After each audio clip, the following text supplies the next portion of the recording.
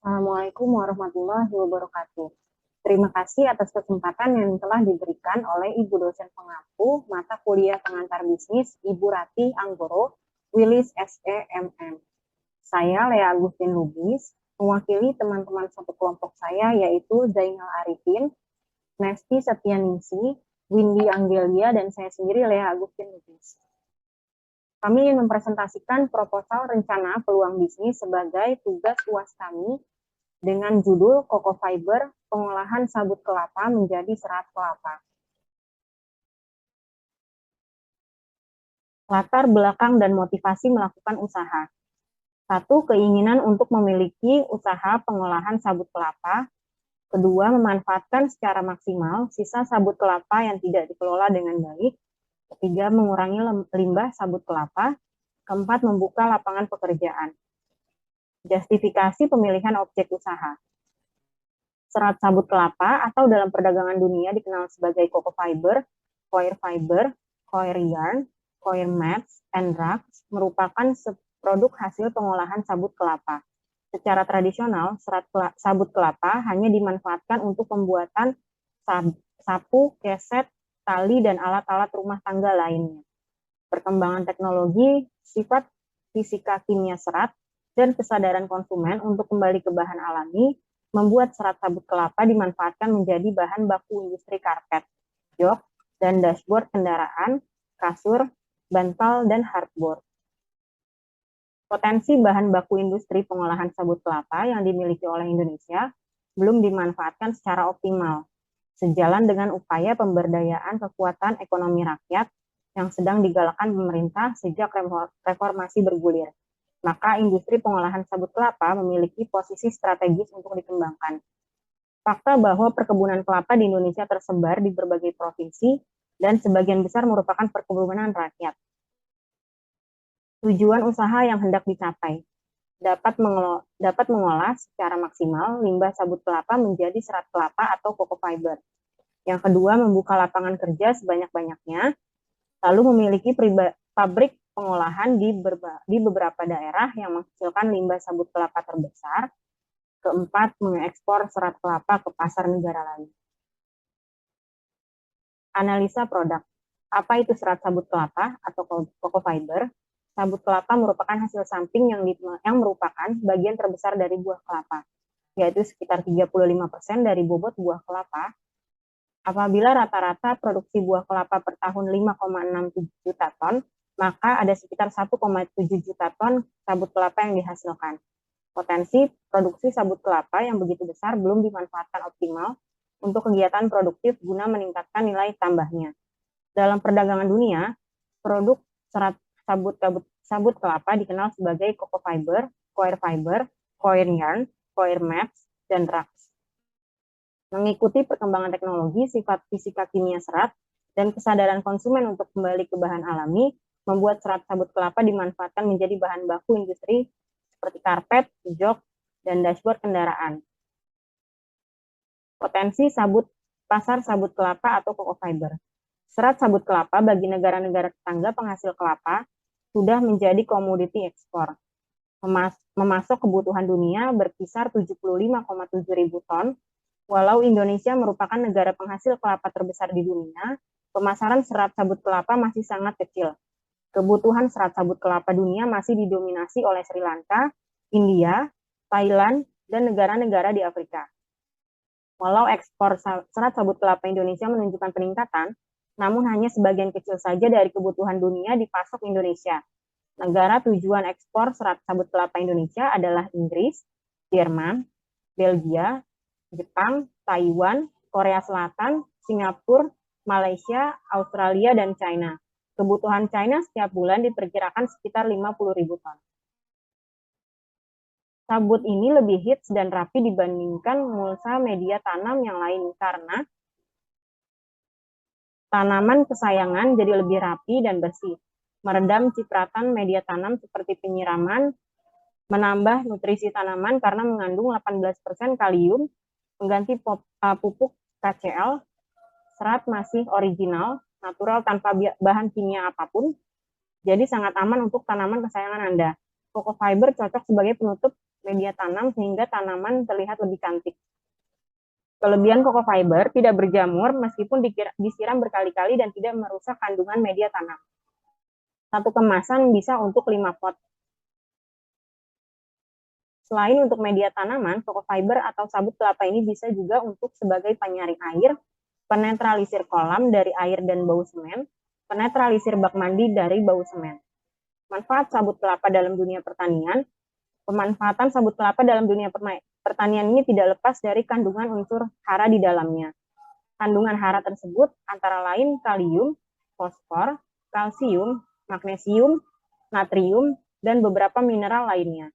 Selain itu, sabut kelapa memiliki kemampuan menyimpan air yang sangat baik. Sabut kelapa mampu menyerap dan menyimpan air 6 kali lipat dari volumenya. Pemanfaatan sabut kelapa dalam dunia pertanian antara lain sebagai sumber hara kalium organik, sebagai pupuk organik padat, sebagai pupuk organik cair, sebagai campuran media tanam, sebagai media tanam sistem hidroponik, serta penetral pH tanah. Analisis produk menggunakan SWOT. Kekuatan atau strength dari coco fiber tersebut adalah: 1. Ketersediaan bahan baku yang melimpah. 2. Proses, sistem, dan aliran produksi pengolahan yang sederhana. 3. Tenaga kerja lokal tersedia dan relatif murah. Kelemahan atau weakness, lokasi pabrik jauh dari bahan baku. 2. Mutu produk sensitif terhadap pasar. 3. Manajemen dan perencanaan industri masih sangat lemah. Lalu ada peluang atau opportunities. Yang pertama, tidak adanya pesaing di daerah penelitian. Kedua, terdapat kredit usaha rakyat atau KUR untuk UMKM. Yang ketiga, isu penggunaan produk yang ramah lingkungan. Sedangkan terdapat ancaman atau threats. Yang pertama, pasar masih dikuasai oleh produk berbahan baku sintetis. Kedua, kecenderungan meningkatnya persaingan internasional dengan masuknya pendatang baru yang kuat. Strategi pemasaran. Strategi marketing adalah sesuatu yang meliputi seluruh sistem yang berhubungan dengan tujuan untuk merencanakan dan menentukan harga sampai dengan mempromosikan dan mendistribusikan barang dan jasa yang memuaskan kebutuhan aktual maupun potensial. Oleh Dwayne Stanton. Pemilihan lokasi dengan lokasi strategis adalah pendorong biaya dan pendapatan. Maka lokasi seringkali memiliki kekuasaan untuk membuat strategi bisnis perusahaan. Lokasi yang strategis bertujuan untuk memaksimalkan keuntungan dari lokasi bagi perusahaan. Lalu ada manpower planning.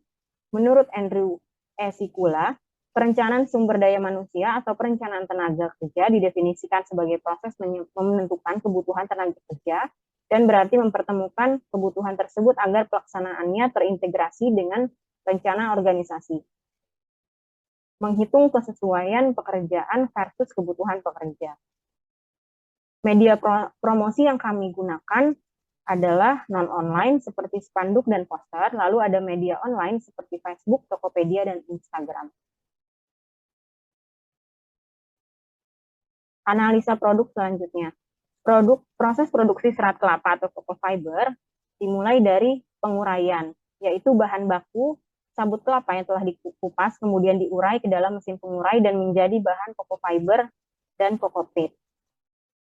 Lalu proses selanjutnya ada penjemuran. Coco fiber yang dihasilkan di stasiun penguraian dibawa ke tempat penjemuran untuk dikeringkan dengan menggunakan panas matahari yang berlangsung sekitar 2-3 jam setiap harinya.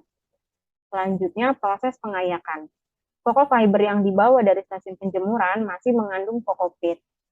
Proses ini bertujuan untuk memisahkan coco peat dari coco fiber sehingga diperoleh coco fiber yang murni. Proses pengayakan menggunakan alat pengayak yang digerakkan dengan dynamotor. Alat pengayak mampu mengayak 200 kg coco fiber dalam waktu 1 jam.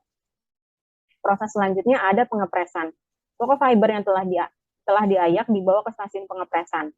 Mesin pres memanfaatkan tenaga hidrolik. Proses pengepresan dilakukan sampai coco fiber padat.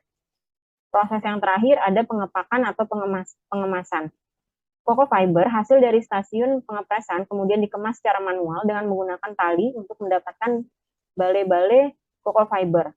Proses ini dilakukan dengan mendapatkan coco fiber berbentuk bale dengan ukuran 42 kali 52 kali 80 cm dengan berat 70 kg. Analisis kelayakan finansial. Adapun alat ukur analisis finansial yang digunakan adalah BEP atau break even point, RC atau revenue cost ratio, PBP atau payback period, dan ROI atau return of investment. Dengan keterangan nilai BEP, RC, PBP, dan ROI ditampilkan pada tabel 1 berikut. Berikut adalah tabel analisis yang telah digunakan pada tahun 2013. Dari tabel 1 dapat dikemukakan bahwa masing-masing analisis, yaitu BEP atau BEP volume dan BEP harga, dan RC memberikan kriteria layak pada usaha serat kelapa atau cocoa fiber. Pada BEP volume memiliki nilai sebesar 83.147,78 kg per tahun, yang berarti usaha serat kelapa atau cocoa fiber berada pada titik impas jika volume produksi sebesar 83.147,78 kg per tahun, atau 266,49 kg per hari, di mana yang berarti usaha layak untuk dikerjakan. Dan pada BEP, harga memiliki nilai sebesar Rp1.989,30 per kilogram, yang berarti usaha serat kelapa atau cocoa fiber berada pada titik impas jika harga jual sebesar Rp1.638.068 per kilogram, di mana diketahui bahwa harga jual sebesar Rp2.800 per kilogram. Sehingga BEP harga lebih kecil dibandingkan harga jual, yang berarti usaha layak untuk dikerjakan. Pada revenue cost ratio memberi nilai sebesar 1,41, yang berarti usaha serat kelapa atau cocoa fiber layak untuk dikerjakan, di mana kriteria penilaian adalah jika nilai RC lebih besar dibandingkan 1, maka usaha layak untuk dikerjakan. Pada PBP atau payback period dapat dikemukakan bahwa lama waktu pengembalian investasi atau modal usaha serat kelapa adalah 33 bulan. Jadi usaha serat kelapa atau cocoa fiber kembali modal pada bulan ke-33. Pada ROI atau return of investment memberikan nilai sebesar 36%, yang berarti usaha serat kelapa atau cocoa fiber layak untuk dilaksanakan, di mana kriteria penilaian adalah jika ROI lebih besar dibandingkan tingkat suku bunga pinjaman bank yang berlaku, maka usaha layak untuk dilaksanakan. Adapun yang menjadi acuan suku bunga pinjaman bank yang digunakan adalah suku bunga dasar kredit atau SBDK Bank Sumut untuk kredit mikro, yaitu sebesar 14,6%. Berikut adalah analisis keuangan. Dari tabel di samping dapat disimpulkan bahwa dengan produksi kapasitas 800 kg per hari, estimasi keuntungannya yaitu adalah Rp554.245. Pertimbangan usaha. Dengan data yang sudah kami analisa, terhitung break even point per kilogram adalah Rp1.457. Sedangkan untuk perbandingan penerimaan dan biaya, setiap penambahan biaya sebesar Rp1 memperoleh penerimaan sebesar Rp1,48. Kesimpulan, proses produksi pengolahan sabut kelapa menjadi serat kelapa atau cocoa fiber di daerah penelitian adalah melalui tahap penguraian, penjemuran, pengayakan, pengepresan, dan pengemasan. Kedua, usaha serat kelapa atau cocoa fiber layak untuk diusahakan di daerah penelitian. Hal ini dapat dilihat dari jumlah produksi serat kelapa, yaitu 117.000 kg per tahun, berada di atas BEP produksi, yaitu 83.147,78 kg per tahun. Dan harga jual serat kelapa atau cocoa fiber yaitu Rp2.800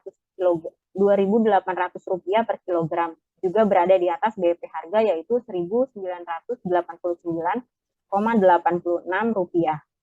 Sedangkan nilai RC rasio lebih besar dibandingkan 1, yaitu sebesar 1,4. Periode pengembalian modal atau PBP selama 33 bulan. Dan ROI sebesar 36,26% lebih besar daripada suku bunga dasar kredit bank sebesar 14,6%.